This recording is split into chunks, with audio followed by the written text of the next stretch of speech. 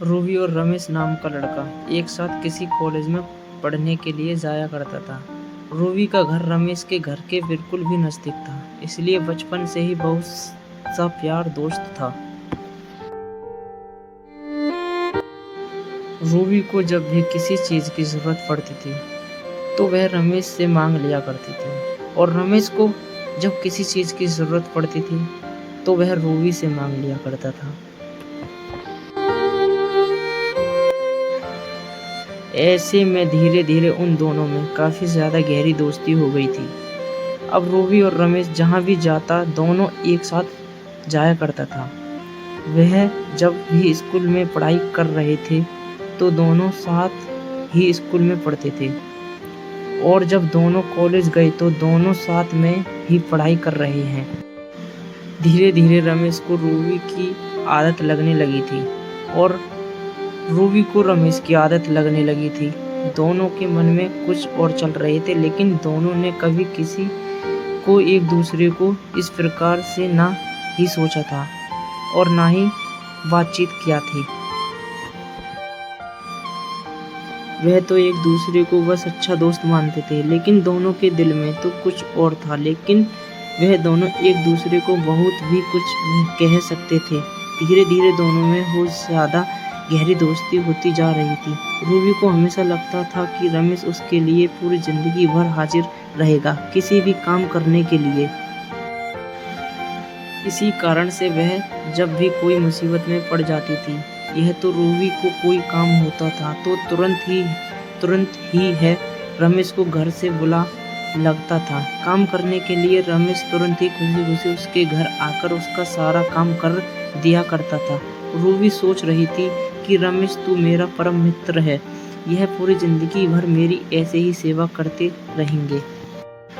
Ruby आराम शादी करने के लिए कहीं और हाँ, लेकिन वहाँ कहता था कि रमेश जब भी मेरे लिए कोई लड़का ढूंढेगा तो मैं उससे शादी करूँगी। ऐसे में शादी की बात सुनते ही रमेश के मन में उसका पारा बहुत ज़्यादा गर्म हो जाता था, क्योंकि मन ही मन रमेश रूबी से बहुत ज़्यादा प्यार करने लगा था। आखिरकार यह प्यार तो होना ही था, क्योंकि वह भी सभी काम रमेश से करवाया करती थी। जब भी रमेश के घर में उसके रूम में रहता था तो उसका कोई भी काम करने के लिए तैयार रहता था। इस प्रकार से कहीं बाहर रूबी का शरीर रमेश के शरीर से टच होकर भी रहता था। आखिरकार रमेश भी एक लड़का था, वह किसी लड़की का इस पर कैसे बर्दाश्त कर सकता था। रूबी जब मन करे तब रमेश को गले लगा लिया करती थी और उससे उसके साथ खेलने पर मजबूर कर दिया करती थी। ऐसे में रमेश रूबी के सारे शरीर के सारे हिस्से को बेहतर तरीके से जानते थे।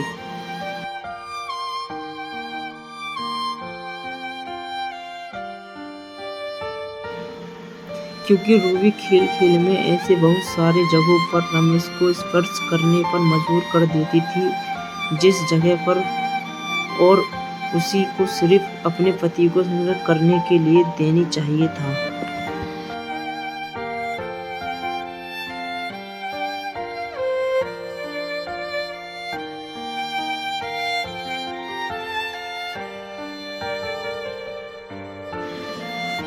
रूबी जब भी कभी नहाती थी तो बहानों पानी पहुंचाने अथवा पानी लेकर जाने के लिए हमेशा रमेश को ही बुलाया करती थी। रमेश जब भी पानी लेकर उसके बाथरूम में जाया करता था और रमेश जब उसके खुले बदन को देखता था, अपने पत्नी के रूप में उसे स्वीकार कर लिया करता था।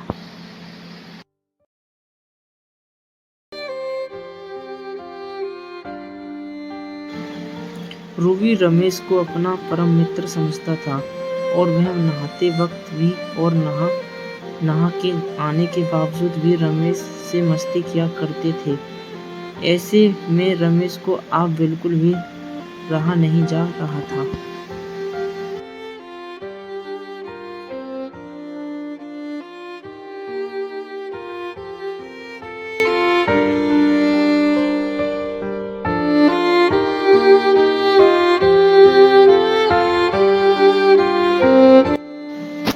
लेकिन रूबी जब रमेश को कहती थी कि मेरी शादी कहीं और करने का मन है, तो रमेश का दिमाग बहुत ज़्यादा खराब हो जाता है।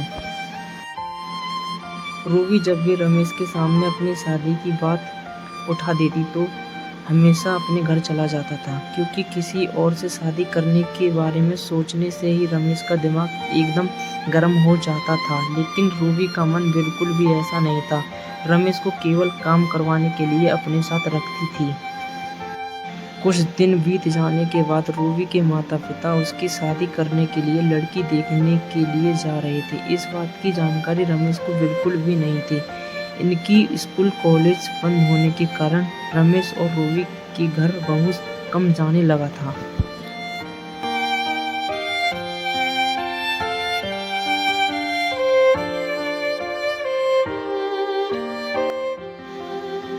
जिस दिन और रूबी के घर वाले को उसके ही लड़का देखने के लिए जाने वाला था, उसी दिन रूबी रमेश को फ़ोन करती है और कहती है कि मेरे लिए मेरे घर वाले लड़का देखने जा रहे हैं। तुम्हारा वहाँ जाना अनिवार्य है, क्योंकि तुम हमारे सच्चे मित्र हो, और जब तक तुम लड़का नहीं देखोगे मैं शादी नहीं करूँगी। इतना सुनते ही रमेश का पारा एकदम गर्म हो गया। तुरंत ही तिलमिला उठा और फ़ोन पर ही रूबी को कस के बोलने लगा। रूबी को बोल रहा था कि कौन हूँ मैं तुम्हारे लिए लड़का देखने जाऊँगा। मेरी तुम्हारी दोस्ती कॉलेज में ही थी और अब नहीं है। ऐसे में हम अपनी मम्मी पापा को लड़का देखने के लिए भेज सकती हो। मुझे फुर्सत नहीं है जाने के लिए। रूबी को यह बात सुनकर बहुत ज़्यादा उदास मन हुआ, क्योंकि रमेश के मन से और रमेश के मुंह से इस तरह की भाषा उसने पहले कभी नहीं सुनी थी। रूबी सोच रही थी कि रमेश को आखिरकार हो क्या गया जो इस प्रकार से बात कर रहा है। आखिरकार रूबी के माता पिता उसका लड़का देखने के लिए घर से निकल जाते हैं। उसके बाद उधर से आते हैं, वहाँ पर रिश्ता फाइनल कर लेता है। रूबी के माता पिता घर आते ही रूबी से कहती है कि तुम्हारी शादी मैंने फाइनल कर दिया है। अगले महीने तुम्हारी शादी है। अब शादी की तैयारी शुरू कर दो, क्योंकि 1 महीना किस तरह बीत जाएगा किसी को पता नहीं चल पाएगा। यह बात सुनकर रूबी बहुत ज़्यादा खुश हो जाती है और तुरंत ही फ़ोन लगाकर रमेश को कहती है कि मेरी शादी अगले महीने फिक्स हो गई है। तुम शादी के बाद दिन पहले ही से ही मेरे घर रहोगे और यहाँ पर सारा काम देखना होगा। इतना सुनते ही रमेश को बहुत ज़्यादा गुस्सा आता है। वह बिना कुछ बोले फ़ोन को काट देता है। आखिरकार शादी भी नज़दीक आ गई थी। शादी में आप सिर्फ 1 सप्ताह ही बाकी था। उधर रूबी के घर रमेश कहाँ न जाना बहुत कम हो चुका था। रमेश बिल्कुल भी रूबी के घर आने के लिए पसंद नहीं करता था। रूबी की शादी की चिंता रमेश सारा दिन रात भर रोते रहता था और वह अपने मन में ही सोचता था कि कितना अच्छा होता रूबी मेरी पत्नी बन जाती। मैं तो उससे बहुत प्यार करता था। पूरी जिंदगी में मुझे रूबी जैसी लड़की नहीं मिल सकती है।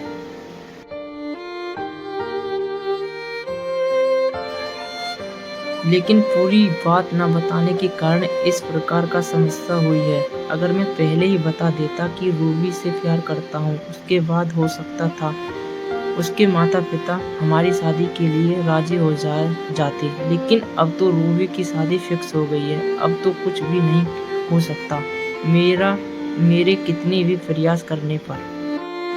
रमेश उसकी शादी में जाने के लिए बिल्कुल भी तैयार नहीं था। रमेश किसी बहाना बनाकर हुआ शहर से बाहर जा रहा था, क्योंकि रमेश को उसकी शादी से मतलब नहीं। रूबी की शादी में जाने का बिल्कुल भी मन नहीं था।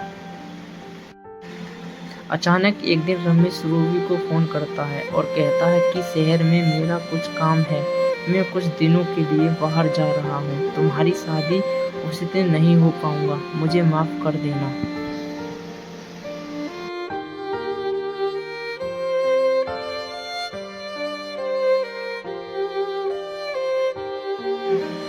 इतना ही कहकर रमेश फ़ोन काट देता है। उसके बाद रूबी उसको बहुत बार फ़ोन करती है, लेकिन रमेश फ़ोन स्विच ऑफ कर लेता है। फिर भी अपने सफ़र के लिए शहर की तरफ निकल पड़ता है। शहर में घुस कर खास जगह घूमने के लिए जाता है। हालांकि शहर में उस किसी प्रकार का कोई बहुत जरूरी काम नहीं था, लेकिन बहाना बनाकर कहीं घूमने जाने वाला था।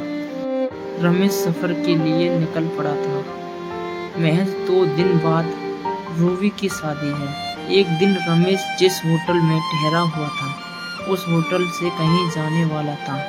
जब रमेश सड़क पार कर रहा था, कहीं किसी कारण उसकी दुर्घटना हो जाती है। रमेश मौके पर बहुत सारे लोग और पुलिस वाले वहां पहुंच जाते हैं और रमेश को उठाकर हॉस्पिटल लेकर जाते हैं। लेकिन दुर्भाग्य था कि रमेश की जान नहीं बच पाती है और वह भगवान को प्यारा हो जाता है।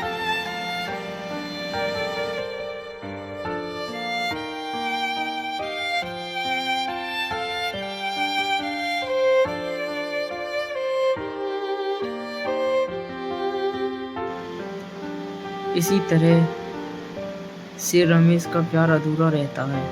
उधर रूबी की शादी धूमधाम से होती है और वह अपने परिवार को लेकर और अपनी शादी को लेकर बहुत ज़्यादा खुश रहती है।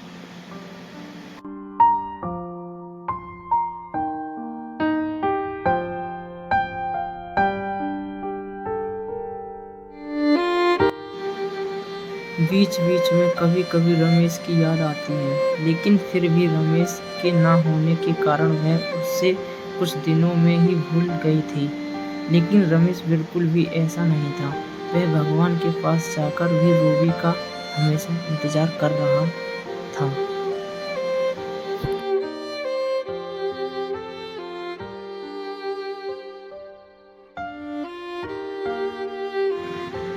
The end.